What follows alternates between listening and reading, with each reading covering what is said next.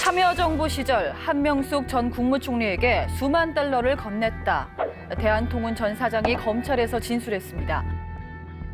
5만 달러를 받은 혐의로 기소된 한명숙 전 총리에 대해 1심에서 무죄가 선고됐습니다. 재판부는 우선 돈을 건넸다는 곽영옥 전 대한통운 사장 진술의 신빙성이 없다고 판단했습니다. 저를 믿고 끝까지 성원해 주신 국민 여러분께도 고개 숙여 감사를 드립니다.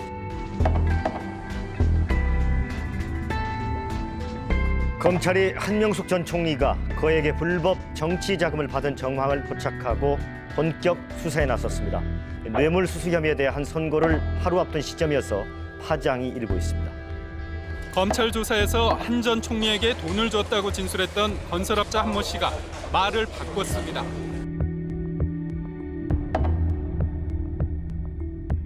한명숙 전 총리가 정치자금법 위반 혐의에 대해서 무죄를 선고받았습니다. 이번에 판결은 정치검찰에 대한 유죄 선고입니다.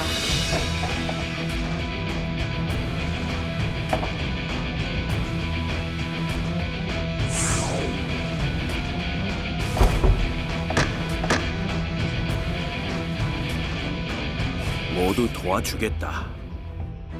총리님 유죄만 나오면 재기할 수 있게, 회사 찾을 수 있게. 단, 총리님 유죄 나와야 한다. 살아날 수 있는 길은 총리님께 제공했던 것 이외엔 선택의 여지가 없었다. 많은 분들이 보도를 통해서 접하셨겠지만 지난 2010년에 있었던 한명숙 전 총리의 정치자금법 위반 사건이 최근 정치권에 뜨거운 감자로 급부상했습니다. 독립언론 뉴스타파가 당시 수사 과정에서 발생한 검찰의 위법 행위들에 대해 의혹을 제기했기 때문인데요. 직접 취재한 뉴스타파 김경래 기자 모셨습니다. 어서 오세요. 안녕하세요. 네, 우리 김경래 기자는 제2에서 처음 뵙는 것 같은데 네. KBS 기자로 있다가 뉴스타파로 가신 거죠? 네, 2013년도에. 네. 근데 그 KBS 기자 시절에는 이런 사람이 존재한다는 것도 몰랐는데 뉴스타파로 가고 나서는 네.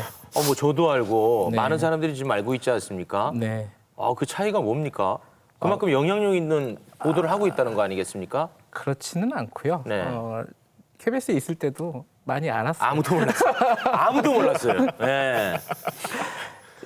저는 여기 사실은 저널리즘 토크쇼가 예전에 미디어 포커스라고 있었어요. 그렇죠. 이게 2008년도에 이름이 바뀐 건데 2008년도에 제가 미디어 포커스 문 닫고 나온 사람이라서 네, 여기 약간 친정 같은 그런 느낌이 들기도 합니다. 그때와 비교하면 지금의 저희 흐름 좀 어떻다고 보세요? 일단 세트가 이쁘네요. 흐름이 외형이 변했다. 프로그램 말씀하신 건가요? 네, 그렇죠. 저희 비평 방향이라든가 이런 것들. 예. 저는 이 저널리즘 비평, 매체 비평 이거 굉장히 어려운 프로그램이고 항상 뭐랄까 외풍에 시달릴 수밖에 없는 그런 프로그램이라고 봐요. 그래서 제작진들이 굉장히 힘든 것이라고 생각이 들고 그래서 좀 보면서 전 밖에서 보는 거잖아요. 보면서 옛날 생각도 나지만은 좀 힘 좀 냈으면 좋겠다라는 생각도 들고 그리고 이제 본인 자신들에게 더 엄격해야 되잖아요. 그거 역시 힘든 부분이다 이런 생각이 듭니다. 네, 근데 제작진만 힘든 게 아니라요. 잠시 후에 소개할 홍성일 박사님이라고 욕 많이 먹고 있습니다. 네, 그렇습니다. 자, 오늘 또 함께 말씀 나누기 위해 말씀하셨죠. 언론학자인 서강대 언론문화연구소 홍성일 박사 나오셨습니다. 어서 오세요. 네, 반갑습니다. 네. 자, 한명숙 전 총리의 정치자금법 위반 사건. 당시 한명숙 전 총리가 서울시장 선거 후보이기도 했고 대권 주자 얘기가 나오던 때죠. 그럴 때라 여론의 관심이 굉장히 엄청났던 걸로 저도 기억을 하고 있습니다. 김경래 기자, 이 사건 사실 정확하게 모르시는 분들도 계시거든요. 네. 구체적으로 좀 짧게 정리를 좀 해주신다면요. 이 굉장히 좀 긴 스토리라서요. 어느 정도 버전으로 해야 될지는 모르겠는데 최대한 짧게 설명을 하면은 2009년도에 노무현 전 대통령 서거 이후에 한명숙 총리가 그 연결식에서 추도사를 합니다. 추도사를 해서 하면서 사실 정치권에서는 차기 대권 주자로 거론되기도 했고 그 이후에 서울시장 선거에 출마하겠다는 포부를 밝혔고 2009년도 가을쯤에요. 2009년도 12월 4일 날 조선일보 기사로 한명숙 전 총리가 이제 5만 달러 5만 달러를 받았다라는 의혹이 보도가 됩니다. 검찰이 수사에 들어갔고 그런데 그 곽영욱 씨라는 전 대한통운 사장이 5만 달러를 줬다는 거였거든요. 근데 나중에 재판정에서 진술을 바꿔요. 그래가지고 2010년도 4월 9일 날 1심 판결이 나는데 무죄가 선고될 가능성이 굉장히 컸었어요. 당시에도. 근데 2008년도 4월 8일, 그러니까 4월 9일 하루 전날 동아일보 보도를 통해서 한만호 씨라는 또 다른 사업가, 한신건영이라는 사업을 했던 건설업자가 또 거액을 줬다라는 보도가 동아일보에 납니다. 그러면서 또 새로운 수사가 시작이 된 거죠. 그래갖고 그게 기소가 됐는데 1차 사건 무죄가 나고요. 근데 그 한만호라는 사람이 재판 도중에 곽영욱 씨랑 똑같이 진술을 또 뒤집습니다. 네. 나는 준 적 없다. 그래가지고 법정 공방이 치열하게 진행이 됐고 결국은 1심에서 무죄를 받습니다. 근데 2심에 가서 뒤집히고 3심에서 유죄가 확정이 되는 거죠. 그래서 이 사건은 대략 2015년도에 대법원 유죄 판결이 나면서 마무리가 됐고요. 또 하나의 축은 그때 돈을 줬다고 했다가 진술을 바꾼 한만호 씨인데 이 한만호 씨가 위증죄로 또 수사를 받아요. 왜 이제 진술을 바꿨냐 이거죠. 수사를 받고 한명숙 전 총리가 유죄가 확정된 다음에 또 기소가 돼서 2년형을 받고 2018년도에 출소를 합니다. 이제 여기까지가 이제 대략적인 스토리예요. 근데 이 과정을 저희들이 다시 취재를 하면서 이 한만호 씨라는 사람이 감옥에 있을 때 썼던 비망록을 저희들이 새로 좀 입수를 해가지고 공개를 하게 된 거고 그리고 그 과정에서 검찰 측 증인으로 나왔었던 2명이 수상적인 어떤 행적들 그런 부분들을 보도를 했고 그리고 또 증언은 서지 않았지만은 본인이 검찰로부터 증언 훈련을 받았다, 교육을 받았다. 그래서 가짜 증언, 위증을 교사받았다라고 주장하는 저희들은 H라고 부르는 사람인데 지금 재수입니다. 그 사람을 저희들이 만나게 됐고 그 사람의 진술을 각종 자료들로 확인을 해서 그 부분이 상당히 신빙성은 높아 보인다라는 취지로 의혹 보도를 했습니다. 여기까지가 이제 저희들이 보도를 한 내용들이죠. 예. 자, 그 한만호 씨 비망록 내용을 근거로 이제 뉴스타파가 보도한 당시 증인들의 증언이 사실이라면 이 검찰이 죄수들과 사건을 공모를 하고 거짓 증언을 하도록 꾸민 엄청난 사건이잖아요. 네. 처음 뉴스타파 보도를 접하시고 어떤 생각들을 하셨는지 그게 궁금합니다. 어느새 검찰의 관행이라 여겼던 듯합니다. 별건 수사는 검찰은 원래 그렇게 수사하나 보다. 다른 말로 기우제 수사라고 또 얘기하는데 될 때까지 판다, 나올 때까지 간다. 이런 것을 저 역시도 이런 문제들을 더 들여다보기 전에는 원래 검찰은 수사를 그렇게 하는 건가? 라는 생각이 들 정도로 너무 많았던 거죠. 이번에 좀 이 죄수와 검사라고 하는 이 시리즈를 보면서 사실은 죄수는 검사한테는 절대적인 의뢰 상황이잖아요. 취조도 받고 검사를 받는 상황, 수사를 받는 상황에서 그런데 다른 식으로 얘기하자면 이익 공동체가 될 수도 있는 겁니다. 어떻게 보자면. 그런 걸 확인할 수 있는 여러 장면들이 있었고 결국 검찰이 수사권이란 부분이 있는데 제가 보기에는 굉장히 남용되었던 부분이 많다라고 여겨지고 법정에서 양심 고백을 그러면 어떻게 이 한만호란 분이 어떤 심정을 했을까? 저는 최후의 보루라고 생각해서 법정에서 진술을 뒤집어 엎었을 거라고 생각을 하는데 그조차도 또 다른 죄수의 증언으로 무너뜨려지는 이 과정들을 보자면 제가 최종적으로 느낀 건 공포입니다. 한번 마음을 먹고 여러 죄수들을 활용하고 어떤 점에서 그런 맥락들을 충분히 제시를 한다면 걸면 유죄다라는 이런 검찰의 자신감이라는 게 정말 통용될 수 있겠구나. 예외가 예외가 있을 수가 없겠구나라는 점에서 사실 전 다 보고 다 보고 나서 느낀 첫 번째 감정은 굉장히 공포스럽다였습니다. 홍 박사님. 예, 이 사건이 이제 세간에는 한명숙 사건이란 말로 많이 회자가 되잖아요. 근데 그 뉴스타파의 보도 내용을 꼼꼼히 찾아서 보니까 한명숙이란 이름은 그 영화의 맥거핀이라는 게 있잖아요. 그게 정말 중요한 건 줄 알았는데 사실은 다른 어떤 중요한 일들이 영화의 핵심을 이루는 한명숙이라는 어떤 이름은 그 맥거핀이 아닐까 싶어요. 거기서 더 중요하게 받을 것은 본질은 검찰의 어떤 위법을 뉴스타파가 고발했다는 생각이 들고 그러니까 검찰의 직권남용, 위증교사, 위법수사 의혹 이런 것에 대한 뉴스타파의 폭로인데 왜 이런 생각을 하게 됐냐면 이 보도가 뉴스타파의 죄수와 검사 시즌 2란 말이죠. 그러니까 그 앞에서도 보도했던 내용이었죠. 이런 어떤 구조적인 그 검찰의 위법적인 취조 과정이 반복되었던 것이 아닌가 이런 것을 알 수 있는 대목이었고요. 그래서 취약한 피의자 인권 보호 그리고 검찰 개혁을 위한 단초를 이 뉴스타파의 보도가 제공하고 있다라고 평가할 수 있습니다. 예. 저는 내용적으로는 그 아까 이제 HC라고 얘기했던 한은상 씨의 아들을 검찰실에서 만나게 했던 그 장면이 사실 제일 충격적이었고 전체적으로 봤을 때는 그 제가 뉴스타파 후원회원으로서 예, 굉장히 뿌듯했던 게 그 예전에 그때 생각났어요. 이건희 성매매 동영상 처음에 폭로할 때요. 성매매 자체가 아니라 이게 그룹과 관련된 정황이 확인되면 그러니까 그 정황까지 더해가지고 그때 보도를 하셨잖아요. 저는 그게 되게 의미가 있었다고 보는데 이번에도 마찬가지인 거죠. 그냥 터트려서 휘발성 사안으로 날아가게 하지 않고 당장 수사 촉구할 수 있는 여론이 만들어질 정도로 묵혀서 정리해서 보도했다는 생각이 들어서 저도 굉장히 좋았습니다. 네. 어떠셨어요? 어떻게 좀 들으셨어요? 뭐 공포 얘기도 근데 그 굉장히 뭐랄까 날카롭게 보신 것 같아요. 이게 사실은 저희들이 한명숙 전 총리가 무죄냐 유죄냐를 가릴 수 있는 능력이 없어요. 기본적으로. 그건 굉장히 오랫동안 법정 공방을 벌인 일이고 의혹들은 있지만은 저희들이 그 의혹을 쫓기보다는 아까 홍 박사님이 말씀하신 이 검찰이 어떻게 수사를 했는가. 예. 이거는 얘기가 안 됐었거든요. 당시에도 물론 예를 들어 한만호 씨 같은 경우에 검찰이 죄수였거든요. 한만호 씨가 그때 당시에 70번 넘게 소환을 합니다. 출정이라 그러는데 구치소에서 검찰실로 부르는데 조서는 5번 남아 있어요. 나머지 60여 번은 아무것도 뭘 했는지 모르는 거예요. 물론 검찰은 그렇게 얘기를 합니다. 당시에 확인할 게 많았다. 물론 확인할 게 많았겠죠. 근데 왜 아무것도 남지 않았을까?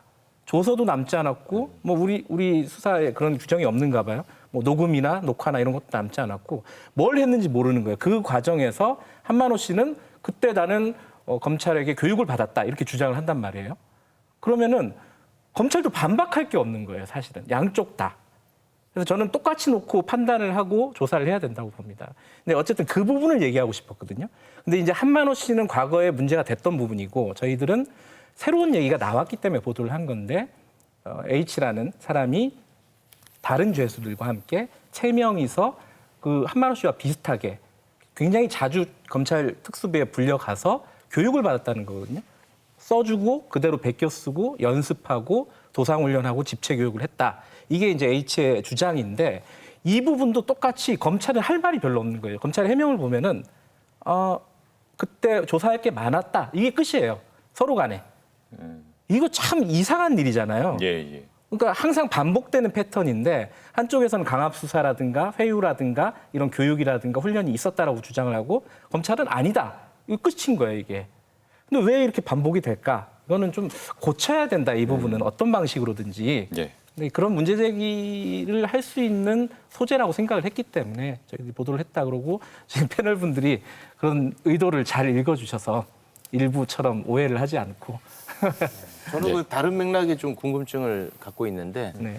요즘 보면은 사회적으로 굉장히 큰 영향을 끼치는 보도가 뉴스타파에서 많이 나오고 있습니다. 근데 저 조그만 데서 요걸 이제 다루는데 왜 이렇게 제가 좀 조그맣긴 하죠. 큰 언론사에서는 왜 이런 것들을 다루지 못할까? 그게 과연 어디의 차이인가? 혼자서 많이 궁금해하고 있습니다. 네.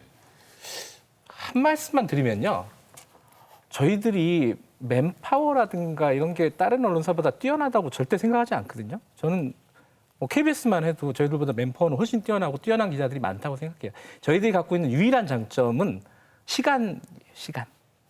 시간을 오랫동안 두고 볼 수 있다는 게 그 유일한 어떤 장점 중에 하나고 물론 이제 후원회원으로만 유지되기 때문에 외풍에 시달리지 않는다. 정치권, 뭐 경제 권력 이쪽에 전혀 영향을 받지 않는다. 그 부분은 기본적으로 있지만은 저희들이 다른 쪽과 진짜 다른 거는 시간이라고 봅니다. 시간. 이것도 저희들이 지난 가을에 착수를 했거든요. 물론 이것만 한 건 아니지만은 짬짬이 한 거지만은 다른 언론사에서는 이거를 봐주기가 힘들 거예요. 너 뭐하니? 이렇게 되는 거잖아요. 요즘 뭐하니?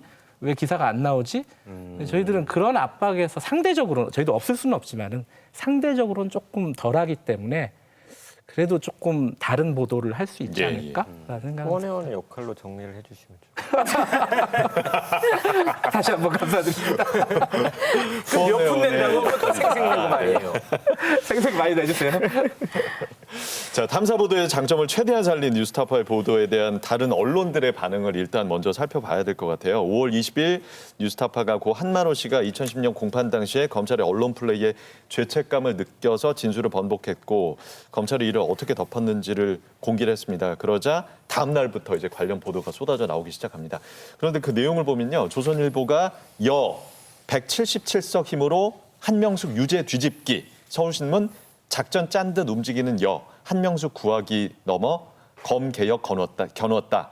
문화일보 한명숙 유죄 대법 전원 합의 뒤집기 나선 법추위 파괴 등 사실 아까 말씀하신 검찰의 위법 행위에 사실 본질의 어떤 초점이 있는 것 같은데 이걸 다 비껴갔어요. 유무죄 논란으로 지금 옮겨갔습니다. 좀 황당하셨겠어요. 이런 보도들 보시면서.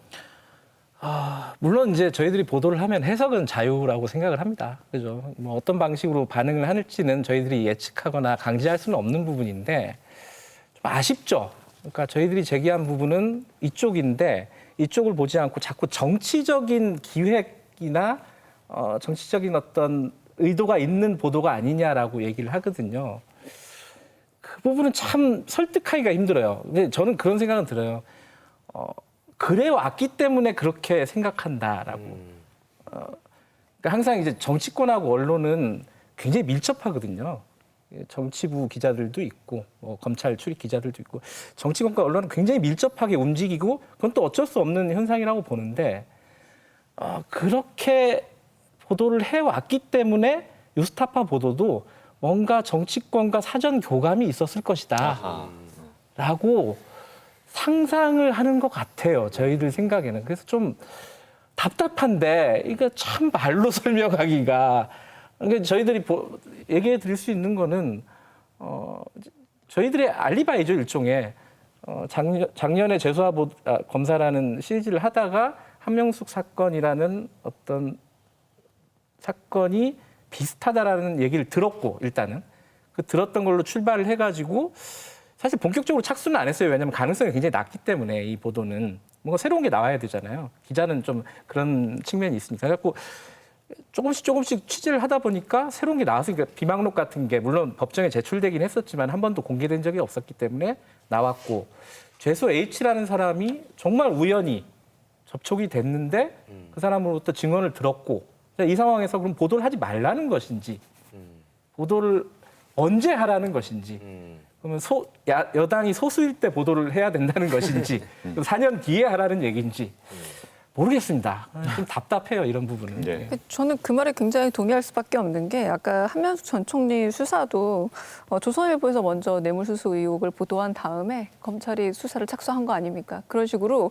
어떤 점에서는 그런 일이 종종 있어 왔기 때문에 언론에서 의혹을 제기하면 검찰이 수사를 착수한다라거나 다시 말해서 어떤 점에서 수사권이 정치권과 너무 연루되어 있고 가까웠던 경험이 있었고 그들이 했었습니다. 오히려 주체였던 거죠. 정치권에서 의혹을 받아가지고 혹은 정치권에 넘길 의혹을 키웠던 게 언론 당사자였기 때문에 약간 초록은 동색이다 혹은 유유상종이다 혹은 동병상련처럼 너희도 그런 거 아니야라고 저는 그런 어떤 의구심을 가지는 게 아닌가 첫 번째 저는 제 의심을 갖고 있고요. 두 번째는 무엇보다도 프레임 전환을 시도하고 있다는 겁니다. 가령 조선일보 177석 힘으로 한명숙 유죄 뒤집기라고 이미 프레임을 구축했습니다. 이게 검찰의 수사권 남용이라든가 혹은 사법부의 판단에 있어서 문제가 있었던 것은 아닌가라는 이런 의혹 제기가 아니라 이거는 한명숙 유죄 뒤집기다라고 프레임을 정했는데 그 근거를 좀 살펴보자면 한 전 총리 복권은 물론 검찰 법원 손보기 작업에 착수할 것이라는 관측이 나온다라고 해서 예를 들고 있어요. 이게 근거입니다. 이 관측은 도대체 누가 한 겁니까? 언제나 보수 언론에서 얘기하는 이 관측에 주체가 없어요. 근거도 없고. 그럼에도 불구하고 이 관측을 기반으로 해서 이거는 한명숙 유죄 뒤집기다라고 얘기를 하고 있고요. 가령 이건 서울신문 얘기입니다. 작전 짠 듯 움직이는 여라고 해서 이미 작전이라고 규정을 하고 들어가고 있어요. 그러니까 이게 무슨 말이냐? 이미 프레임을 짜가지고 이거는 검찰에 대한 어떤 수사권 남용 문제나 사법부 얘기 아닙니다. 이거 굉장히 정치적인 문제고 결국은 여권이 힘을 남용하는 겁니다로 프레임을 만들고 거기에 검증 없이 계속해서 이론을 덧붙이고 있는 과정이 바로 지금 보수 언론들이 하고 있는 겁니다. 결국은 뭐냐면 이 사건과 이 탐사 보도에 정말 중심을 피해 가는데 몰라서가 아니라 저는 너무 잘 알아서 오히려 프레임을 만들어서 피해 가고자 하는 게 아닌가 싶습니다. 네, 홍 박사님.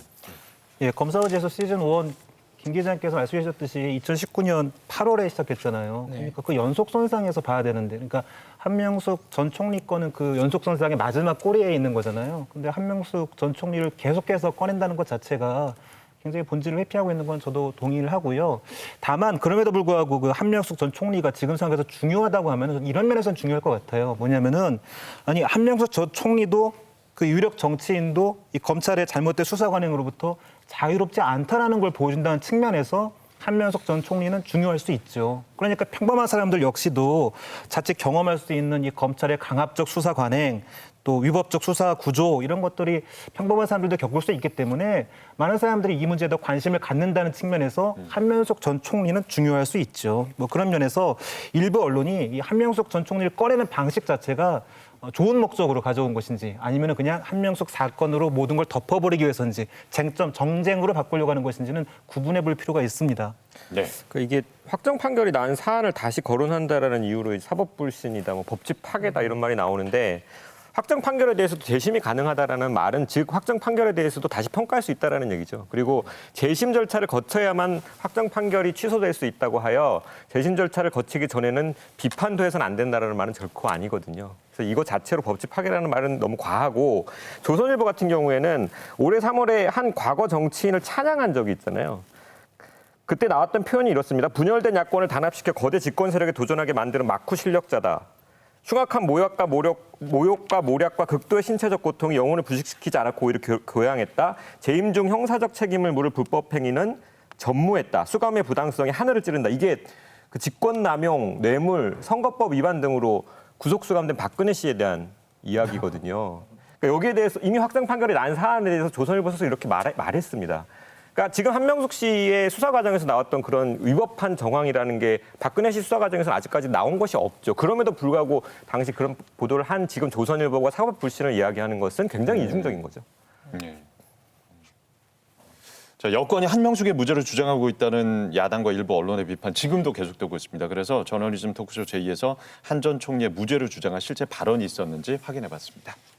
그 수감 중인 증인을 불러내서 협박하고 회유한 그런 것들로 채워진 비망록으로 알고 있습니다. 한국의 사법 제도를 엎으려고 한다 이런 논란은 저는 본인에 대한 그 명예훼손이 되기 때문에 그런 논란은 안 하셨으면 좋겠어요. 검찰 조직을 지휘하고 있는 제 입장으로서는 문제가 있는 수사 방식 중에 하나로 이것도 떠오르고 있다면 이것도 예외 없이 한번 조사는 해봐야 된다라는. 사법농단 문건에도 바로 이 소위 한명숙 사건이 반복적으로 나온다는 사실입니다. 새누리당이 한명숙 의원의 정자법 위반 사건에 대한 신속한 처리를 공식적으로 요청했고, 근데 만약에 무죄가 나오면은 이 새누리당을 설득하기 어렵다라는 취지입니다. 한만호 비망록이 과연 검찰의 말대로 엄격한 사법적 판단을 받은 문건이라고 100% 확신할 수 있을지 의문입니다. 재심 요건을 갖추는 건 굉장히 어려운 일이에요. 그래서 뭐 재심을 통해서 뭐 재판의 결과를 뭐 당장 뒤집는다, 안 뒤집는다, 뭐 이런 얘기들 언론에서 많이 나오는데 그런 건 굉장히 나중 일이고요. 그걸 뭐 지금부터 염두에 두고 뭔가 이루어져야 된다고 생각하지도 않고요. 공수처가 설치가 된다면 공수처의 수사 범위에 들어가는 건 맞습니다. 공수처는 굉장한 독립성을 가지게 되기 때문에 공수처의 판단에 달린 문제라고밖에 말씀드릴 수가 없습니다. 자, 당시 있었던 이 검찰의 불법적 행위에 대해 조사하자는 것과 한명숙 전 총리의 판결을 재심하자는 거는 전혀 다른 얘기잖아요. 진짜 아까도 말씀을 드렸지만 기자들도 이걸 모르지 않을 텐데요, 말이죠. 예. 인정 변호사. 재심이 사실 절차가 굉장히 까다롭잖아요. 그 허위 증거가 나와, 그러니까 유죄 판결에 근거가 됐던 이제 증거가 허위로 확정 판결에 의해서 확인이 돼야 되고 그게 아니면은 새롭고 명백한 증거가 이제 새로 나와야 되는 것인데 그 박주민 의원이 MBC 라디오에서 재심은 굉장히 나중 일이다. 지금부터 염두에 두고 뭔가 이루어져야 된다고 생각하지 않는다 발언한 것은 지금의 여권의 문제 제기도 검찰 수사에 집중되어 있다라는 것을 분명히 한 것이고 사실 뉴스타파 보도도 검찰 수사에 집중하고 있다라는 게 의도적으로 거기에 집중하고 있다라는 게 사실 보이거든요. 그런데 이제 5월 22일자 조선일보를 보면은 한명숙 사건 법적으로 재심 어렵자 박주민 공수처에 수사 이래가지고 마치 재심이 어려울 것 같으니까 공수처로 돌린다 이런 식으로 또 얘기를 하는데 굉장히 악의적인 왜곡이고 재심이 어려우니까가 아니라 재심과 무관하게 심지어 재심을 염두에 두지 않더라도 이 문제는 중요하다는 얘기를 계속 하고 있다는 거죠. 그 5월 21일 헤럴드 경제 기사 제목은 추미애까지 한명숙 재조사 법조계 사법부 부정하는 것 이런 기사였는데요. 여기에서 따옴표를 치고 익명의 부장판사 멘트를 따옵니다. 익명의 부장판사는 해당 사건은 대법원 전원 합의체의 판단을 받은 만큼 법원의 최고 권위 있는 결정을 받은 사건인데 사법부 자체를 인정하지 못하겠다는 것인지 의문이다라는 말을 따오면서요. 그러니까 확정 판결을 뒤집으려 하는 시도로서 그 법무부 장관하고 사법부하고 이 싸움을 좀 붙이고 있거든요. 근데 지금 추미애 법무부 장관은 자신이 책임지고 있는, 자신이 관할하고 있는 검찰의 과거 기획, 회유, 협박 사건에 대해서 재조사하고 있다는 이야기인데 왜 사법부하고 이렇게 충돌을 시키는 거지? 라는 의문이 좀 들었어요. 그래서 조금 더 자세히 제가 기사를 살펴보니까 그 해당 부장판사의 이 멘트의 질문을 이 인터뷰에서는 제가 볼 수가 없었어요. 그러니까 질문을 뭘 던졌길래 이 해당 부장판사가 이런 얘기를 했지? 그걸 알 수가 없는 거죠. 수없이 많은 따옴표를 남발을 했는데 이 기사에서 정작 기자의 질문 자체는 사라지고 없다라는 점. 네. 그래서 해당 부장판사의 발언이 자칫 왜곡되거나 혹은 맥락에 맞지 않게 여기에 삽입되진 않았는가 뭐 이런 의문이 들었습니다. 예. 결국 언론이 하는 역할이 사회적 공론화를 만들어내는 것인데 제가 조금 단언컨대 재심을 꺼내는 자가 사실을 덮는 자라는 생각이 듭니다. 뉴스타파 보도에도 재심이란 말이 등장하지도 않아요. 이건 재심에 대한 문제가 아닙니다. 재심을 꺼내는 쪽은 되게 보수 언론들이고 이 문제의 실상을 오히려 다른 쪽으로 끌고 가고자 하는 의도가 굉장히 보이고 있는데요. 채널A 돌직구쇼, 그러니까 김진애 돌직구쇼라는 그 프로그램이죠. 거기도 보면은 제가 좀 열심히 봤습니다. 다시 처음부터 끝까지. 추 장관의 발언을 두고 이거는 검사가 결국은 검찰에서 수사를 해서 넘겼는데 사법부에서 잘못 판단한 거 아닙니까? 라고 얘기가 끝나는 듯해요. 하지만 더 들어보면 사법부에서 일단 내린 판결에 대해서는 더 이상 물을 수 없지 않습니까? 이거는 법치주의에 위반되지 않습니까? 라고 하면서 또 사법부의 판단은 건드릴 수 없다는 식으로 미꾸라지처럼 빠져나갑니다. 결국에는 이 문제는 되돌이킬 수 없는 문제니 말도 안 되는 재심 얘기 꺼내지 말라는 식으로 아무도 하지 않은 재심 얘기를 말도 안 된다고 마무리를 지어버린다는 거죠. 결론적으로 지금 뉴스타파에서 처음 제기했던 사회적 공론화 대상의 문제라고 할 수 있을 수사 과정의 문제 혹은 사법부 판단에 있어서의 외압은 없었는가에 대한 문제 이런 것들은 다 떠나가 버리고 재심을 하자 말자라는 굉장히 엉뚱한 논의를 중심 논의로 가져오고 있으니까 이거는 언론이 해야 할 역할을 제대로 하지 않고 오히려 다른 쪽으로 프레임을 옮겨가는 작업을 열심히 하고 있다는 증거가 되기도 합니다. 네, 이 뉴스타파의 의도와는 전혀 다르게 간단하게 얘기하면 여당이 이제 총선에서 압승을 하니까 이제 자기들 마음대로 한명숙도 유죄에서 무죄로 뒤집으려고 한다. 뭐 이런 거 아니겠습니까? 근데 이거는 시간 순서상 또 맞지가 않습니다. 일단 총선 전부터 취재를 한 거잖아요. 이건 뭐 설명하기도 좀 그렇긴 한데. 거대 여당이 될 것을 예상하고 저희들이 취재에 착수했고 이렇게 얘기는 그렇게 되는 거죠. 네, 순서로도 뭐 전혀 맞지가 않은데 아무튼 이쪽으로 좀 계속 가고 있습니다. 이거를 아주 여실히 보여주는 영상이 있는데요. 우리 제2의 또 다른 이제 팀원처럼 느껴지는 TV조선의 김광일의 입. 여기를 보면은 뭐 한명숙 유죄 뒤집기뿐만 아니라 모든 걸 다 뒤집는다고 이야기하고 있습니다. 근데 아까 저희 프로그램에 재심이란 말이 한마디도 안 나온다고 하셨잖아요. 프로그램에는 안 나오는데 인터뷰할 때 전문가가 그 얘기는 해요. 김인혜 교수님이 그 얘기를 합니다. 뭐라고 얘기를 하냐면은 이 재심은 할 수는 있지만 요건이 굉장히 까다롭기 때문에 사전에 이 검찰의 위법 행위가 확정 판결로 있어야 된다. 지금 이제 취재가 됐던 부분은 사실이라면 위법임이 좀 가능성이 높다. 그렇기 때문에 조사를 해서 수사를 해서 검사라든가 그 위증 교사가 있었는지 이런 부분들을 수사를 해서 확정 판결이 나면은 그 다음에 재심은 할 수도 있는 거 아니냐. 그 정도 수준으로 얘기를 하거든요. 근데 저는 이게 아까 재심이라는 부분에 대해서는 사실은 이 거대 여당의 문제가 아니라 그 전부터 사실 이 민주당에서는 주장했던 부분이에요. 요번에 뭐 총선에 이겨서 주장을 한 게 아니라 한명숙 전 총리 판결이 나고 나서도 계속 주장을 했고, 그리고 사법농단 문건이 나왔을 때 한명숙 전 총리 관련된 그때도 뭐 주장을 했었던 부분이에요, 사실은.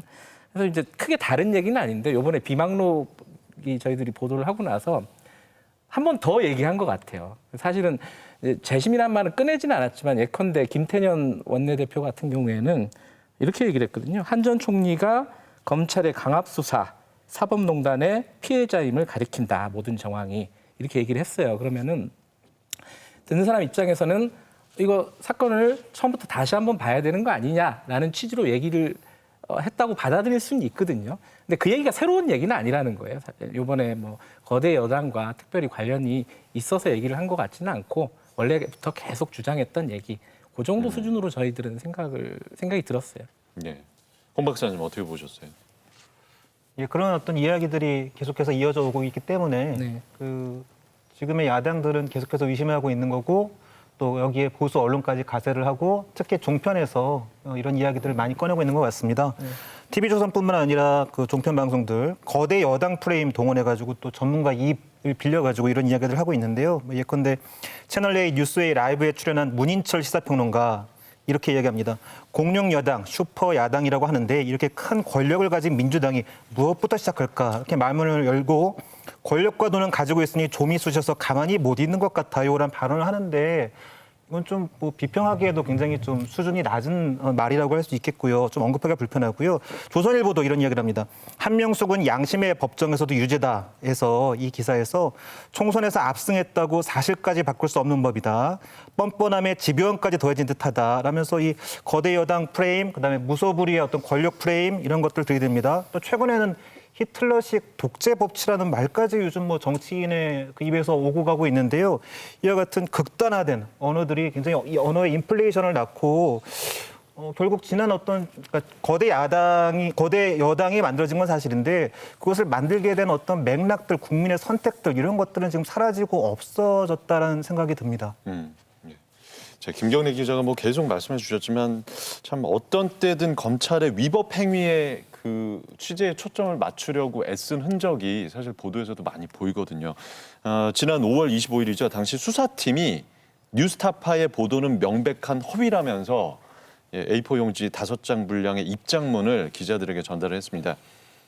굉장히 이례적이에요. 엄청난 분량이에요. 예, 할 말이 아주 많았던 것 같은데 입장문 다 보셨죠? 예, 저희들도 검토를 다 해봤습니다. 네네.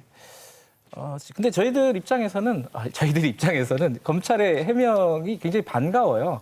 보통은 저희들이 언론사가 되게 작고 다른 언론사들이 이 기사를 받아 쓰지를 않기 때문에 입장을 안 내요.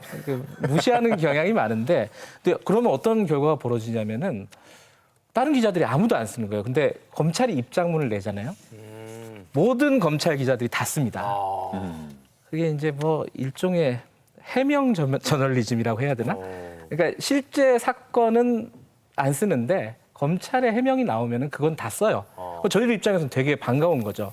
이 기사가 그래도 검찰의 해명 때문에 해명 위주로 쓰겠지만은 그래도 검찰 출입 기자들이 다 쓰게 되는구나. 그래서 되게 좋긴 해요.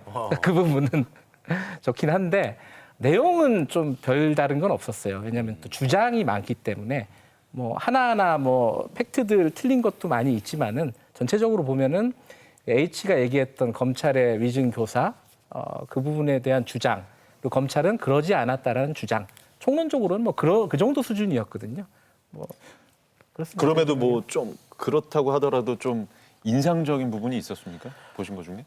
좀 앞뒤가 안 맞는 부분이 있었어요. 그러니까 제 생각에는 그게 왜 그랬는지 모르겠는데 저희들이 보도를 하고 나서 저희들이 질의를 대검한테 했거든요.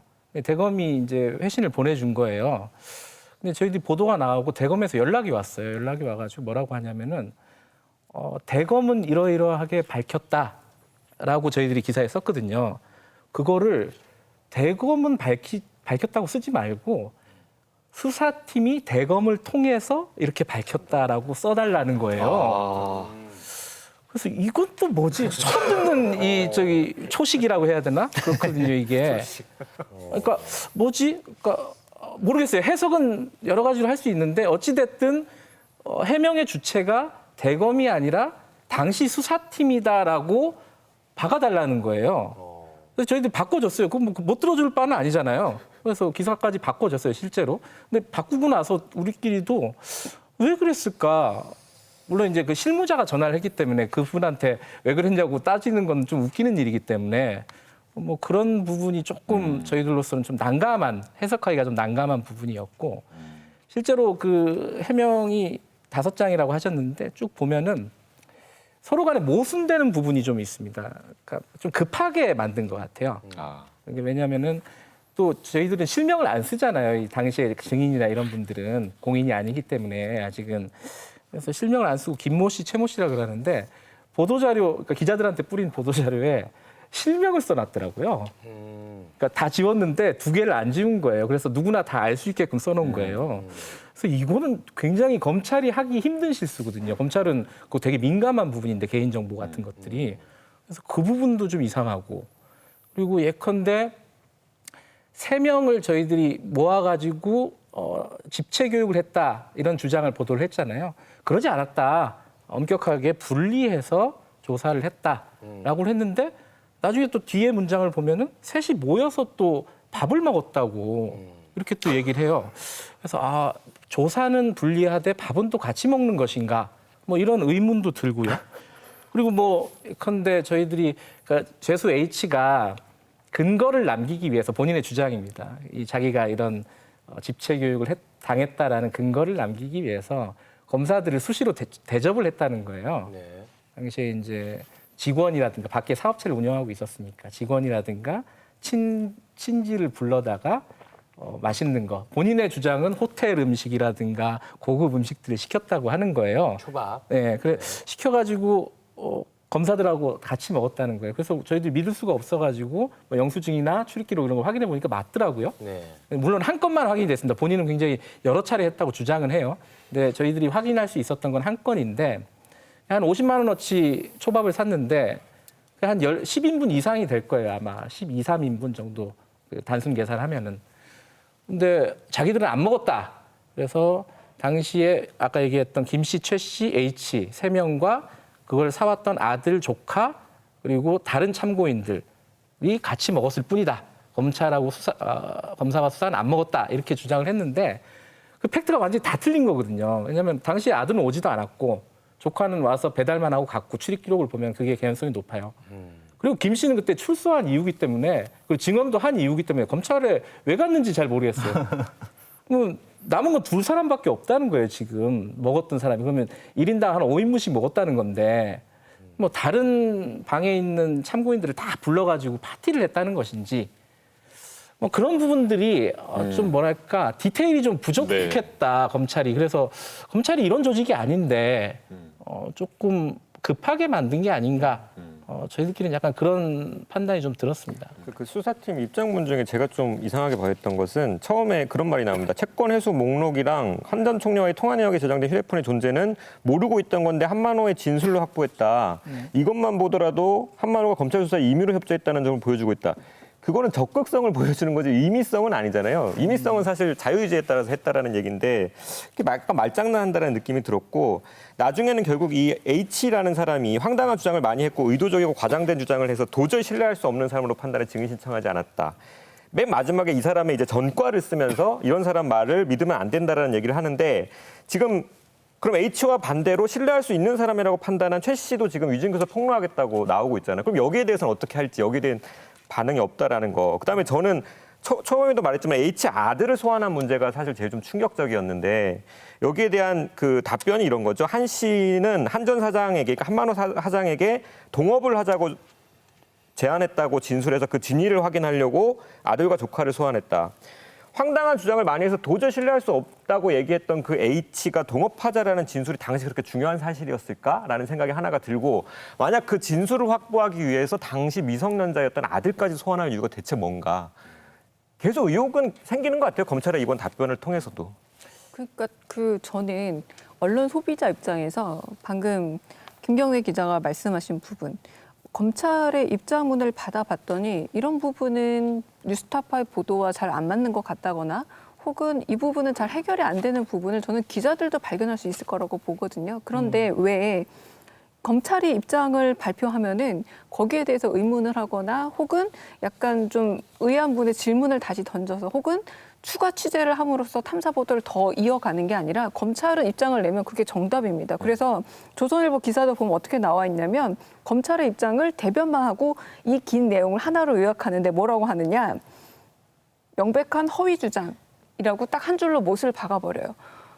뉴스타파의 보도에 대해서는 뭐인 듯하다, 짠 듯하다, 이거는 뭐 재심을 노리는 거다, 뒤집기다라고 다양한 해석을 하거든요. 근데 왜 검찰은 입장을 표명하면 언제나 이번에만 그런 게 아니라 언제나 정답입니다. 우리는 실어주겠습니다. 그리고 좀 길고 복잡하니 요약해주겠습니다라고 언제나 이런 자세를 유지하느냐는 거죠. 왜 검찰은 언제나 정답이고 언론은 그 정답을 받아서서 빨리만 내보내면 되는 것인지 이번에도 저는 전혀 다를 바 없는 지금껏 굉장히 많이 봐왔던 검찰발 보도에 대해서 언론이 취하는 태도와 전혀 다르지 않다고 보여집니다. 네, 그래서 제가 좀 궁금한 게 뭐 아까 이제 기자님께서 말씀하셨죠. 검찰이 입장을 내면 뭐 언론은 무조건 받아 쓴다. 뭐 확인한 것만 62건 정도 되는 것 같아요. 그래요? 네. 자, 그 다음에 네. 어찌됐든 뉴스타파와 검찰이 다른 이야기를 한단 말이에요. 네. 혹시 기자님한테 기자들이 네. 전화를 해서 뭐 팩트 체크를 한다든지 아니면은 뭐 의견을 구한다든지 뭐 그런 과정이 좀 있었습니까? 일부 있었어요. 한두 건 정도는 있었는데 네. 대부분은 그렇지 않고요. 아까 교수님 말씀하신 이 검찰은 일단 공적인 기관이고 신뢰도가 높은 기관인 건 사실이죠. 어쩔 수 없, 뉴스타파보다 사람마다 다 달라요. 네. 그것까지 그렇게 당연하지 마요. 네. 그래서 보통 그 습성이 그런 것 같아요. 그러니까 이 뉴스타파라는 데서 얘기한 거는 믿을 수가 없는 것이고 검찰은 믿을 만한 조직이잖아요. 왜냐하면 거짓말을 하면 원래는 안 되는 조직이잖아요. 그렇기 때문에 요즘도 그런지 몰라도 예전에도 그런 경우들이 되게 많았다고 그래요. 그러니까 기사를 쓰면은 그 다음 날 이제 차장 검사하고 티타임을 하면서 차장 검사 채점을 해주는 거죠. 그러니까 뭐 A 일보 기사는 이거는 팩트가 틀렸습니다. 그러면은 이제 깨갱을 하는 거고 B 일보 기사는 요거는 저희들이 확인해 보겠습니다. 뭐 이러면은 우쭐을 하는 그런 또 약간 채점 시간 같은 게 있었다 그래요. 네. 요새는 그런지 잘 모르겠습니다. 네. 하지만 어쨌든 검찰에 대한 신뢰도가 너무 높은 게 지나치게 높은 게 좀 문제가 아닌가. 근데 지금 뉴스타파에서 의혹을 제기한 거는 검찰의 수사 관행에 있어서 굉장한 심각한 문제가 꽤 있다. 그래서 죄수와 검사라는 이런 시리즈 보도가 나온 건데 그렇다면은 여기서 의혹 당사자잖아요. 근데 의혹 당사자가 물론 검찰이 언제나 거짓말을 한다는 게 아닙니다. 의혹 대상 당사자일 때조차도 검찰은 정답을 말했으니까 받았습니다. 이건 언론이 책임을 굉장히 방기하고 있는 거죠. 저는 그렇게밖에 안 보입니다. 이 문제에 대해서. 그리고 이건 채널A 사건도 마찬가지인데 그렇게 검찰도 역시 권력 감시 대상으로서 한편으로 감시해야 할 대상이기도 해야 하는데 그게 정상이죠. 검찰이라고 완벽할 수 없으니까. 그런데 왜 언제나 그 기자들은 이렇게 답안지를 들고 채점만 잘해 주십시오. 제가 몇 점입니까? 라고 학점 받는 학생처럼 기다리는지 그 부분에 대해서는 정말 한 번도 의심을 거둬준 적이 없는 듯합니다. 네, 특히나 이게 참 묘한 게 언론 말보다는 언론이 검찰 말을 더 믿는다는 거 아니겠습니까? 야, 그거 참 묘합니다. 사실 뭐 그 이유 중에 하나는 검찰이 기본적으로 정보를 많이 갖고 있기 때문이기도 해요. 예. 언론이 갖고 있는 정보량이 그렇게 적다 보니까 검찰의 말을 받아 쓰는 상황이 되는데 검찰의 정보를 알기 위해서 정말 많은 발품을 팔아야 되는 거죠. 저는 이번에 뉴스타파 보도에서 놀라웠던 게 그 하다못해 피의자가 검찰에 다녀간 출정 기록 하나 확보하기 위해서 얼마나 복잡한 절차를 거쳐야 하는 건지 그거를 뉴스타파의 김 기자 같은 경우는 정말 제가 질릴 정도로 아주 정말 성실하게 그걸 쫓아가서 보도하고 있더라고요. 그리고 그것이 이번에 피의자 H씨의 어떤 중요한 그 검찰과의 어떤 공모를 보여줄 수 있는 정황 증거를 보는 데서 결정적인 기여를 하거든요. 이러한 정보의 비대칭성을 해결을 해야지 검찰발 보도, 받아쓰기 보도가 없어집니다. 근데 지금 현재 가장 기본적이고 그리고 공식적인 기록이라고 할 수 있는 판결문마저도 2019년에 좀 법이 바뀌어가지고 이제는 판결문을 좀 인터넷 통해서 제가 좀 가져올 수 있긴 하지만은 굉장히 절차가 복잡해요. 그러니까 기자들이 이러한 어떤 판결문 아니면 수사 기록들을 확보한 상태에서 이것들을 공부해가면서 취재할 수 있는 환경 자체가 구축이 안 돼 있고요. 좀 더 많은 어떤 판결문이라든지 수사 자료에 대한 접근권이 좀 이제 개방적이어야 된다. 심지어 이거는 일반 시민의 접근권도 포함됩니다. 제가 판결문 하나 지금 보려고 법원에 가가지고 이제 오늘 오전에 좀 찾아봤더니요. 저 수수료 1,000원 내야 되고요. 그다음에 인터넷 다운로드 받아야 되고요. 이것저것 프로그램 깔아야 되는데 오류가 나더라고요. 너무 힘듭니다. 너무 힘듭니다. 기자들은 출입 기자들은 판결문이나 공소장 같은 거 받기가 상대적으로 쉬워요. 저희들은 출입 기자가 없어가지고 판결문 하나 받으려면 박사님처럼 똑같은 그걸 반복해야 되거든요. 근데 출입 기자들은 상대적으로 굉장히 쉬워요. 뭐 저희들보다. 그게 되게 부럽긴 해요. 저렇게 빨리빨리 쉽게 얻을 수 있는 걸 우리는 그렇게 어렵게 얻고 있구나 이런 생각도 들어요. 그걸 특권으로 생각하는 듯해요. 평범한 사람들은 이렇게 돈도 내고 어렵게 들어가는데 기자분들이 그걸 좀 더 쉽게 접근하기 때문에 진실을 찾아야 되는데 그냥 좀 특권으로 생각하는 게 아닌가 싶습니다. 자, 검찰의 입장문을 받아쓰는 기자들을 보면서 10년 전 고 한만호 씨가 기록한 언론의 민낯이 또 자연스럽게 떠오릅니다. 비망록에 적힌 언론의 모습, 네, 어떤 것들이 있는지 좀 짚어주세요, 김경래 기자가. 비망록이 이제 처음에 나왔을 때 반응들이 그랬잖아요. 이거 뭐 법정에 다 제출된 건데 뭐가 새로운 거라고 이렇게 호들갑이냐 이 반응들이 굉장히 많았습니다. 근데 저희들도 뭐 기사에다가 이미 다 밝혔거든요. 법정에 제출이 된 거고 저희들이 입수를 해가지고 이제 공개를 한다고 했는데 이 비망록의 의미는 저는 디테일인 것 같아요. 그 1200페이지 정도 되는 공책으로 29건짜리 비망록인데 굉장히 반복적으로 그 사람의 심리 상태가 자세히 기술돼 있거든요. 물론 그렇게 거짓말로 쓸 수는 있을 누군가는 능력이 있다면 쓸 수 있겠는데 한만호 씨가 그렇게 했는지는 모르겠어요. 근데 이제 거기에 보면은 검사와 언론에 대한 일종의 비평이라고 할까요? 그런 멘트들이 꽤 많이 있습니다. 언론에 대한 비평은 가장 제가 눈에 띄었던 거는 그 검사와 언론을 같이 지칭한 건데 검찰의 언론 플레이는 마술사와 같다. 이런 얘기를 해요. 근데 그게 왜 많이 할 수 있는 얘기잖아요. 근데 그게 왜 놀랍냐면 이 사람은 굉장히 보수적인 환경에서 자란 사람이고 그런 문제의식이 없었다고 보는 게 타당할 것 같아요. 주변 얘기를 들어봐도. 좋은 집안에서 사업을 하면서 컸던 사람이거든요. 아버지도 정치를 했는데 아버지는 굉장히 보수적인 성향의 그런 정치인이었고. 근데 본인이 감옥에서 검찰과 이렇게 조사를 받는 과정에서 신문을 감옥에서도 받아본다면서요. 보니까 황당했다는 거예요. 본인의 얘기가 첫 번째는 왜 이렇게 빨리빨리 나가나. 왜냐하면 지금 딱 아까 이 자기 사건이 처음 보도된 게 2010년 4월 8일이거든요. 근데 이 사람이 검찰 특수부에 가서 처음 진술한 게 2010년 4월 4일이에요. 조금 진술했고 4월 5일 날 구체적으로 진술하기 시작하고 며칠이 걸린단 말이에요. 그럼 4월 8일 날 보도가 됐는데 그러면 상식적으로 생각하면 4월 7일 날 검찰이 기자한테 얘기를 해줬다는 얘기거든요. 그러면은 처음 딱 입을 연 순간부터 2, 3일이 안 걸렸다는 거예요. 가장 중요한 보도가. 그러니까 황당한 거예요. 이 사람은. 어떻게 이럴 수가 있지? 내 얘기가 이렇게 생중계되듯이 이쪽으로 얘기했는데 왜 자기한테 돌아오는 거죠. 이렇게 신문으로. 그러니까 그 부분이 가장 놀라웠다는 얘기가 반복적으로 좀 적혀 있습니다. 그게 하나가 있고 또 하나는 이것 좀 반대되는 얘기인데 자기 얘기와는 반대되는 얘기가 계속 나온다는 거예요. 자기가 하지도 않았던 얘기가 쿼테이션으로 그러니까 인용을 해가지고 계속 나온다는 거예요. 자기가 뭐 돈을 줬는데 어떤 식으로 줬다, 어떤 식으로 줬다. 저희가 한 얘기도 아닌데 이건 도대체 어디서 나오는 걸까? 그러니까 이 사람이 이제 문제의식을 갖기 시작한 거죠, 언론에 대해서. 그래서 이제 검찰의 언론 플레이라고 이 사람은 생각을 했던 것 같아요.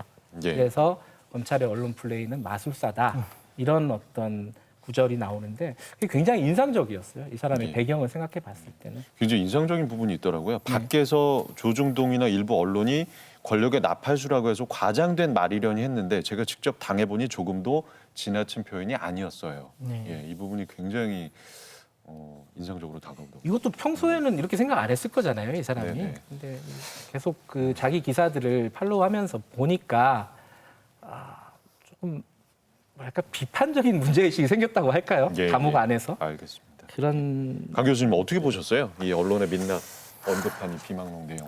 근데 저 저널리즘 토크쇼 제의하면서 너무 많이 사실은 본 일이기도 합니다. 뭐 지난번에 조국 그 전국에서도 그랬고 언제나 사건이 터지면 그리고 막상 검찰의 수사를 받은 분들이 의아해하는 거는 어떤 점에서는 반대 진술을 했을 때 내 의견은 싹 사라지고 검찰에서 얘기한 것만 나오더라. 실제 그 당시에 신문 보도를 좀 보더라도 한만호 대표가 이제 수사가 시작된 게 4월 무렵인데 4월 초였는데 지방선거 전날인 6월 1일까지 한명숙 정치사건 사건 보도가 무려 700건이 넘었다고 합니다.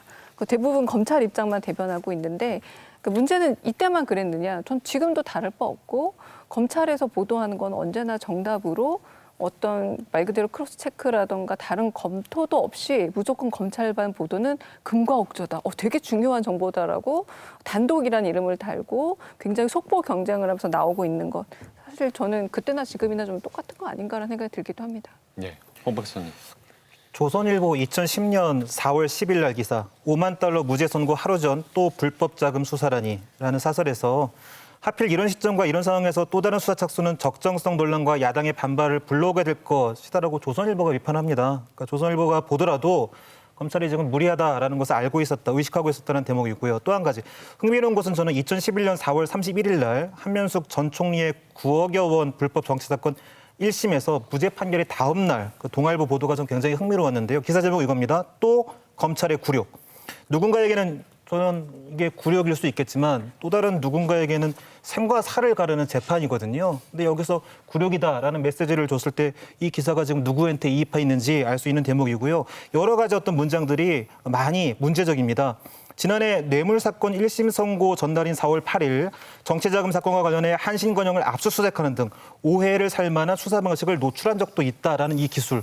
오해를 살 만하다니요. 오해를 살 만하다니요. 이거 역시도 검찰에 되게 기울어져 있는 동아일보의 관점을 볼 수 있을 것이고요.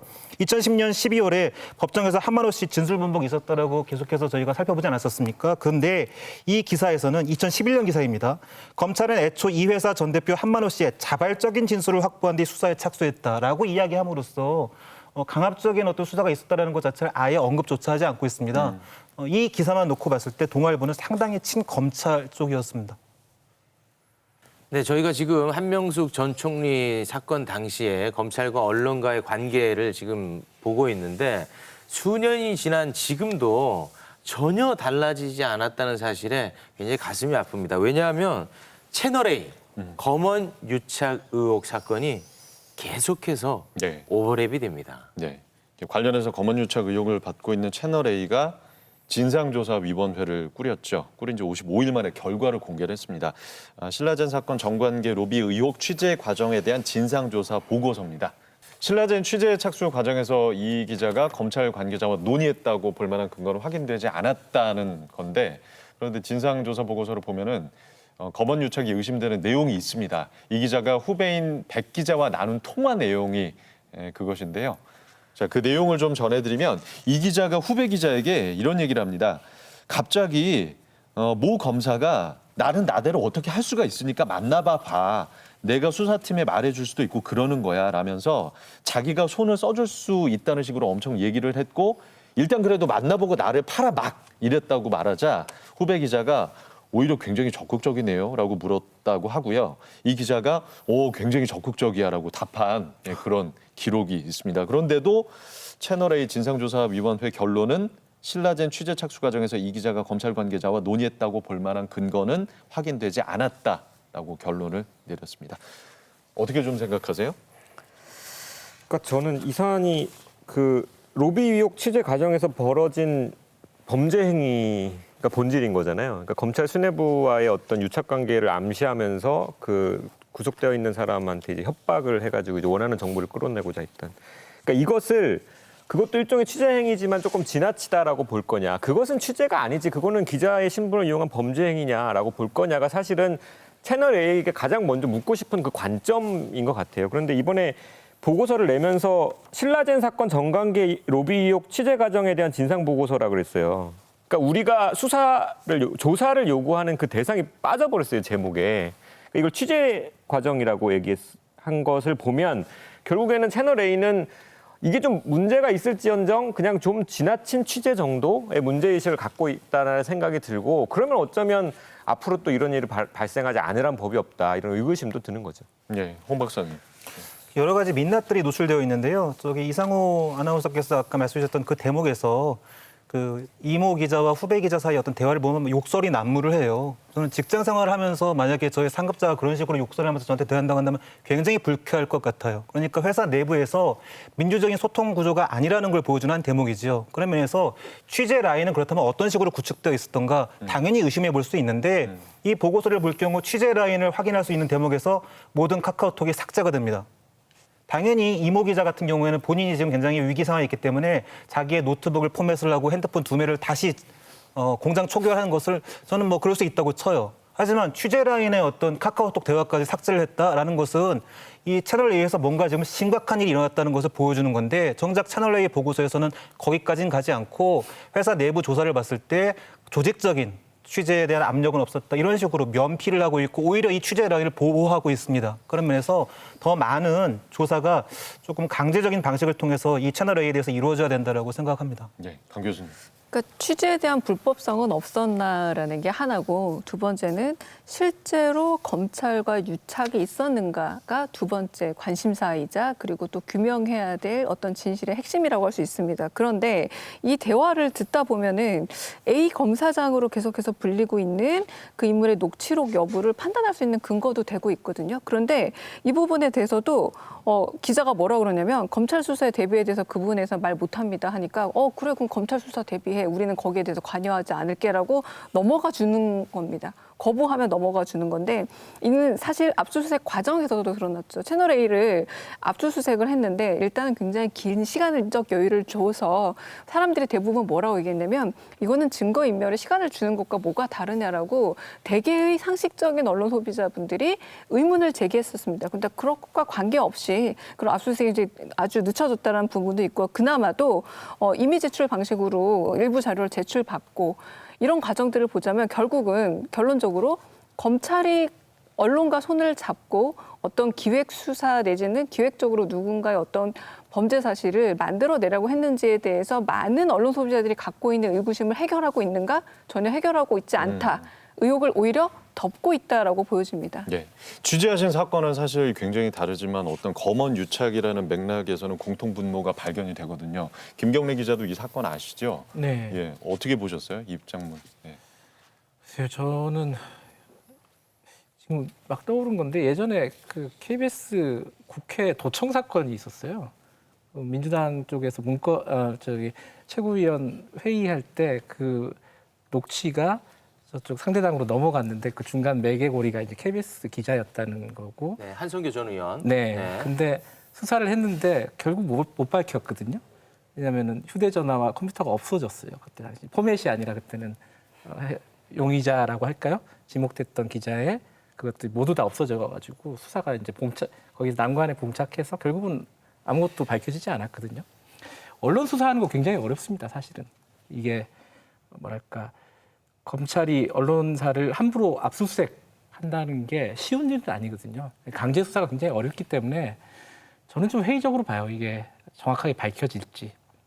저는 그래서 채널 A가 언론사로서의 좀 자격이 있다면은 스스로 밝힐 수 있는 노력을 조금이라도 더 했으면 좋겠다. 이게 뭐 채널 A를 좋고 싫어하고의 문제가 아니라 한국 언론의 어떤 자존심 같은 얘기잖아요. 우리 잘못한 거 있으면 우리는 이렇게 조사해서 밝힌다라는 관행 같은 것들을 만들었으면 좋겠는데 안 되겠죠. 저는 좀 회의적이라고 봅니다. 저는 그 너무 덮어놓고 안 된다라고 말씀하시면 저는 이 채널A 기자에서 좀 더 확장시키고 싶어요. 이 채널A의 입장문을 보고 왜 대한민국의 법조 출입 기자들이 들고 일어나지 않는지 최소한 성명서라도 써야 되는 거 아닌지 그런 생각합니다. 왜냐하면 여기에 보면요. 해당 그 이모 기자가 검찰 관계자와의 통화 내용을 읽어준 녹취록은 100% 거짓이다라고 주장을 하면서 법조 출입 6개월만 하면 5분이면 만들 수 있는 창작이다라는 말을 합니다. 이거 법조 출입 기자가 이거 가만히 있으면 안 되죠. 자존심 상하는 아, 그럼요. 이렇지 않다든지 뭐 성명서를 내야죠. 법조 출입 하셨습니까? 왜 가만히 있어요? 저는 법조 출입을 6개월을 못하고 5개월밖에 못해서. 그래요? 그럼 해당 사항 그래서 안 되는 거예요? 수습할 때 잠깐 했었어요. 네네. 뭐 어떻게 하다 보니까 법조 출입은 거의 못하고 KBS를 나오게 됐는데 이건 굉장히 좀 뭐랄까 스스로를 비하하는 뭐 자랑하는 얘기인지는 모르겠는데 스스로를 결국 기자로서의 직업 윤리 자체를 부정하는 얘기라서 듣기가 굉장히 좀 뭐랄까요 참담하다고 할까요 이런 발언 자체는 그런 생각이 좀 듭니다. 네. 저기 김경래 선배 그 저기 죄수와 검사에서 뭐 다른 뭐 기획 기사 지금 준비하고 계신 거 있나요? 3를 준비하고 있죠. 더 이제 취재를 하시려고? 네, 하고 있는데 언제 아까 말씀드렸듯이 저희한테 가진 건 시간밖에 없어가지고 언제 그게 취재가 완료될지는 모르겠어요. 그런데 이 검사와 죄수 간에 벌어지는 어떤 거래, 유착, 뭐 협잡 뭐라고 표현할지는 모르겠습니다. 그런 부분들이 지금보다 이게 한명숙 사건 때보다 더 사실 이제 액면 그대로 보면 더 충격적인 그런 부분들이 있어가지고 저희들도 좀 믿기지가 않는 부분들이 있어서 확인을 좀 하고 있는 상황이고요. 알겠습니다. 예. 자, 깊이 있는 취재 부탁드리고 끝으로 법조 취재 기자들이 이렇게 좀 취재를 했으면 좋겠다. 뭐 앞에서 다들 말씀을 해주셨지만 좀 짧게 요것만은 좀 강조하고 싶다 하는 것들이 있으면 좀 한 말씀씩 해주세요. 저는 검언유착이라는 문제가 만약에 채널A가 검찰과 손을 잡고 어떤 사건을 모의했다만 검언유착이라고 생각하지 않습니다. 가령 검찰이 언론의 자유를 또 핑계 삼아서 수사권을 게을리하는 것 역시도 문제적이고 그리고 언론 역시도 수사권을 보호한다 내지는 수사를 위해서라는 명목으로 또 한 부분에서 자기 권리를 남용한다면 이것도 다른 방식의 검언유착이라는 거죠. 결국은 수사를 하느냐 덮느냐의 문제, 취재를 하느냐 덮느냐의 문제라는 점에서 굉장히 닮은 부분도 많지만 여러 가지로 언론 소비자들이 검찰과 언론이 분리되어 있는 것이 아니라 굉장히 밀접하다라는 의혹을 제기하고 있습니다. 그럼 검찰에서 자주 주장하는 거 있죠. 의혹을 받는 당사자가 의혹의 자유로움을 증명해야 됩니다. 왜 검찰과 언론은 그런 자유로움에 대해서 언제나 증명하지 않고 나는 나니까라는 식의 논리를 반복하고 있는지 더 이상 의혹에 대해서 미루는 것이 아니라 정말 답을 줄 때가 된 게 아닌가라는 생각이 듭니다. 그 자리가 사람을 만든다는 말 있잖아요. 그러니까 검찰이 개혁 대상으로 지목된 지 굉장히 오래됐는데 계속 이런 문제 나오는 이유가 그 검사 개개인의 인성 문제도 없지는 않겠습니다만 그 자리가 그렇다라는 생각이 또 저는 자꾸 들어요. 그러니까 언론과 검찰의 입장을 생각을 해보면 검사 입장에서는 딱 그런 거예요. 정보를 이렇게 흘려주는 대로 프레임이 짜이고 아무리 유력 인사라 하더라도 무죄 추정 원칙이라는 게 분명히 있는데 어떤 인사들은 내가 마음먹기에 따라서는 법원 문턱에 가기 전에 이미 사회적으로 만신창이가 되고 내가 원하는 대로 이루어지는 거예요. 그럼 그 자리를 그런 자리로 만든 것에 가장 큰 공을 사실 언론이 세웠다고 볼 수 있는 건데 이것을 달리 말하면 어떤 기관을 어떤 문제 있는 기관을 개혁하고자 할 때 언론 입장에서 제일 쉬운 게 검찰 개혁인 거예요. 왜냐하면 다른 기관에 대해서는 자기가 스스로 문제를 찾아야 되고 그것을 드러내야 되고 거기에 따른 여론을 이끌어내야 되는데 검찰만큼은 그 관계만 끊으면 되거든요. 그러니까 자리를 그런 자리로 안 만들게 하는 역할이 언론 입장에서는 어쩌면 쉬울 수가 있다. 그 단독 보도 소스, 그러니까 일종의 꿀단지처럼 여겨지는 그 검찰과의 관계만 끌어내는 것만으로도 검찰 개혁이 상당 부분 이루어지지 않을까 이런 생각이 좀 듭니다. 홍 박사님. 네, 그 협성대 박영은 교수가 최근에 썼던 논문 법조 뉴스 생산관행 연구라는 논문이었는데 거기서 임 변호사님이 했던 이야기와 굉장히 유사한 이야기를 하더라고요. 그러니까 흔히 이제 법조 취재 기자가 다룬 영역이 두 가지인데 검찰하고 법원이다. 근데 한국 언론은 지나치게 검찰발 기사만을 다룬다. 근데 검찰만 다룰 때 벌어지는 일이 뭐냐면 피의자들이 말을 안 해요. 그것이 자칫 수사의 어떤 근거가 될 수 있고 자기 변호하는 데 있어서 부정적이 될 수 있으니까. 다만 이제 법원으로 갈 경우에는 변호사가 붙기 때문에 피의자들이 적극적으로 자기 변호를 할 수 있다는 거죠. 그런 의미에서 언론은 지금의 검찰 보도보다 법원 쪽으로 가서 훨씬 더 많은 보도를 해야 되는데 다만 문제는 법원에서 이 수사가 1심, 2심, 3심 갈수록 장기화되고요. 또 굉장히 사건이 복잡해지기 때문에 앞서 김경래 기자가 얘기하셨던 것처럼 시간이 필요합니다. 지금의 언론사들이 그러한 법원 출입 기자에게 시간을 줄 수 있는가, 그리고 더 많은 취재 기자가 필요한데 그와 같은 어떤 인력 재구조를 할 수 있는가, 이것이 앞으로의 검찰 관련 언론이 어떻게 보도를 해야 될지에 대한 개혁을 하는 데 있어서 중요한 지점이 될 거라고 생각합니다. 네, 김경래 기자 끝으로 취재 관행 좀 어떻게 좀 개선이 됐으면 좋겠고 시간을 역시 줘야 됩니까? 검찰 취재. 여기에 기자가 저 혼자잖아요. 네. 그러니까 제가 이런 얘기하면은 또 뭐 기레기가 기레기 편드는 거 아니냐 네. 뭐 이런 얘기 할 수도 있는데 저는 많이 나아졌다고 생각해요. 옛날보다. 예전보다. 예전에 100대 빵이었으면은 100대 5는 되고, 95대 5는 되고, 90대 10은 되고 조금 나아졌어요. 왜냐하면은 이번에 취재할 때도 아까 이제 그런 문의를 받았다고 했잖아요. 어떤 언론사 기자는 한참 선배인데도 저한테 전화하고 만나서 자료 달라고 하고 여러 번 확인하고 검찰 쪽에 확인하고 이러고 자기들 기사를 쓴 사람도 있거든요. 분명히 바꾸려고 노력하는 기자들이 있어요. 기레기만 있는 게 아니고요. 검찰 출입 기자 중에도 그런 게 있을 겁니다. 아마 강제적으로 이걸 바꿀 수는 없잖아요. 아까 그 고리를 끊어야 된다. 서로의 유착 관계를 거리를 좀 벌려야 된다라고 하는데 그 뭐 법으로 만들 수 있는 것도 아니고 결국은 좋은 기사들을 많이 봐주시는 독자들, 시청자들이 진짜 필요한 시점이고 응원해 주는 게 필요하고 나쁜 놈만 있는 건 아니다. 약간 희망적인 얘기로는 그런 말씀을 꼭 드리고 싶습니다. 최욱 씨 뭐 거의 빠져들어서 막 계속. 아니에요. 제가 볼 때는 나쁜 기자가 많아야 뉴스타파가 빛나거든. 예, 그런 차원에서 그런 발언한 건 예리하시군요. 아닐까. 예리합니다, 제가. 예. 오늘 녹화 오늘 어떠셨어요? 예. 제가 진짜 마지막 미디어 포커스 방송할 때 여기서 막 울고 그랬었거든요. 그러셨어요? 왜냐면 그때 이제 이명박 정부 때였는데 프로그램이 강제로 이름이 바뀌고 제작진이 교체되고 이런 상황이었거든요. 보니까 당시에 앵커했던 사람이 부장하고 있더라고요. 저널리즘 토크쇼. 좋아질 거라고 저는 봅니다. 이 저널리즘 토크쇼도 굉장히 비판도 많이 받잖아요. 그리고 저는 비판을 많이 받아야 되는 프로그램이라고 보고 그리고 훨씬 더 비판을 많이 할수록 좋아질 거라고 보고 응원하면서 저도 보겠습니다. 네, 자 오늘 함께해 주신 뉴스타파 김경래 기자였습니다. 고맙습니다. 고맙습니다. 네. 저널리즘 토크쇼 저희 오늘 준비한 내용은 여기까지입니다. 이 방송은 KBS 1TV, 마이케이 웨이브, 유튜브, 페이스북을 통해서도 만나실 수 있습니다. 언론개혁 끝까지 함께하겠습니다. 다음 주 일요일 밤에 다시 찾아뵙겠습니다. 고맙습니다.